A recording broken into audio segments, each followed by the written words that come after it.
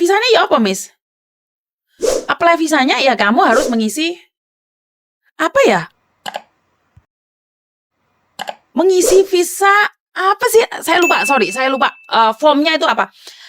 Apply resident Hong Kong. Itu ada. Oke, sebentar. Saya akan pastikan.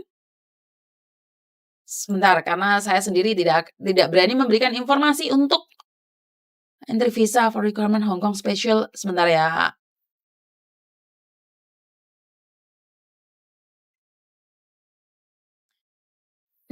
Entry visa special requirement. Oke, sebentar.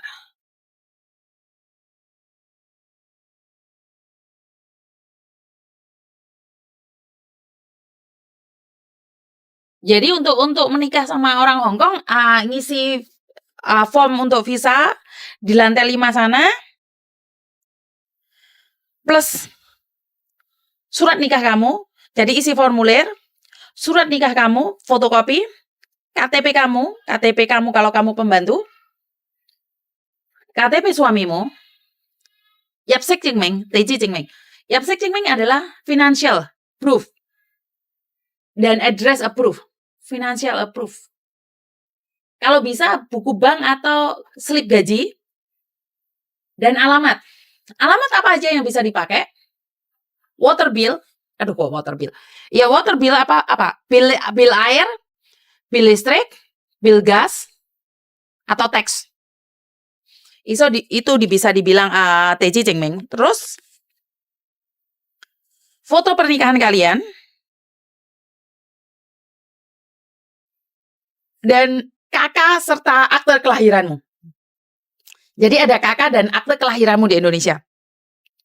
Disubmit setelah 2 minggu, kamu akan memiliki reference number. Jadi ingat ya, setelah menikah, setelah punya buku nikah, kira-kira seminggu atau 2 minggu, kamu bisa submit visamu. Apply visamu di lantai 5. Setelah itu, kamu seperti tadi, isi formulir, surat nikah, KTP Hong Kong, KTP suamimu, alamat suamimu, dan slip gaji suamimu, akte lahirmu, dan KK. Itu aja. Serta foto pernikahanmu disubmit ke imigrasi.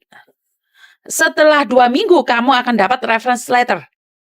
Reference letter itu apa sih, Miss? Reference letter itu menyatakan bahwa aplikasimu itu sudah diterima oleh imigrasi dan sedang di-review. Nah, setelah mendapatkan review, maka tergantung dari imigrasi akan memberikan visa atau tidak. Kalau di antara kalian tidak ada masalah, 2 minggu setelah keluar reference number, 1 bulan setelah dapat reference number, suamimu akan dapat surat lagi. Surat yang menanyakan apakah kamu punya financial problem, maksudnya pernah punya utang nggak atau punya masalah nggak. Jadi kalau suamimu di zaman dahulu kala pernah punya utang, harus menyelesaikan utangnya dulu. Kalau dia tidak menyelesaikan utangnya, maka visamu juga akan terkendala. Dan satu tambahan lagi, kalau suamimu dulu pernah di penjara, ini menurut pengalaman saya, suamimu juga tidak bisa memberikan visa ke kamu. Jadi kalau suamimu pernah masuk penjara di Hong Kong sini, saat apply visa kamu, dia itu tanpo mtolei ya. Tanpo itu apa bahasa Indonesianya? Sorry Mbak ya, sedikit agak lupa. Garansi. Apa sih? Saya kurang tahu. Mbaknya bisa tinggalin di komen ya. Tanpo mtolei ya. Tidak bisa menjamin. Tidak bisa menjamin visamu akan turun kalau suamimu itu dulu pernah di penjara dalam kasus apapun. Jadi visa setelah semua diproses masih ada level lagi. Setelah reference number-nya sudah keluar, nunggu di mana akan ditanyain apakah suamimu punya financial problem atau pernah di penjara. Jadi kalau ini dua-duanya nggak diselesaikan, visamu tidak bisa turun, Mbak. Dan posisi seperti itu bisa saja pihak imigrasi random nyari kalian. Random itu ngecek kalian tiba-tiba datang ke rumah kalian tanpa informasi. Itu random. Di antara 100 mungkin 1 orang aja yang di random. Jadi untung-untungan ya. Ada yang dicek, ada yang enggak. Ini menurut pengalaman ya. Bisa dicek, bisa tidak. Ada yang dicek, ada yang tidak. Nah, kalau semua baik-baik aja, keluarlah visamu. Posisi visamu keluar, nah di situ kamu langsung bisa ke lantai 8, ambil KTP residen. KTP residen itu didapatkan setelah visamu turun. Miss, setelah dapat kartu residen itu, apakah saya bisa bekerja? Iya. Setelah kamu mendapatkan KTP residen Hong Kong, kamu bisa bekerja selain domestic helper, selain pembantu. Jadi kamu bisa kerja di restoran, dimanapun. Tapi biasanya kalau kamu kerja di restoran atau di tempat-tempat lain itu biasanya akan menanyakan visamu. Karena kamu bukan permanen. Jadi kalau kamu cari pekerjaan itu biasanya depend visanya ada nggak? Permanen atau depend?